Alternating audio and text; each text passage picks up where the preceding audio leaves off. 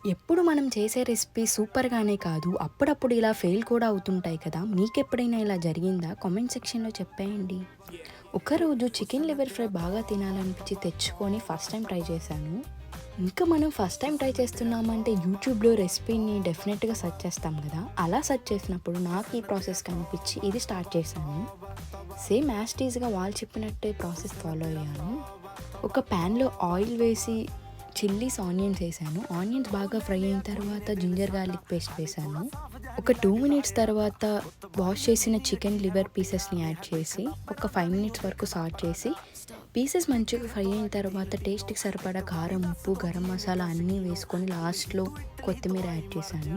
చూసారు కదా, గ్రేవీ మొత్తం అయితే ఇలా అయిపోయింది. ఎందుకు ఇలా వచ్చిందో నాకైతే అస్సలు అర్థం కాలేదు. మీకు చికెన్ లివర్ ఫ్రై ప్రాపర్‌గా ఎలా చేయాలో తెలిస్తే కామెంట్ సెక్షన్‌లో చెప్పేయండి. నెక్స్ట్ టైం డెఫినెట్‌గా ట్రై చేస్తాను. సబ్స్క్రైబ్ చేసుకోండి.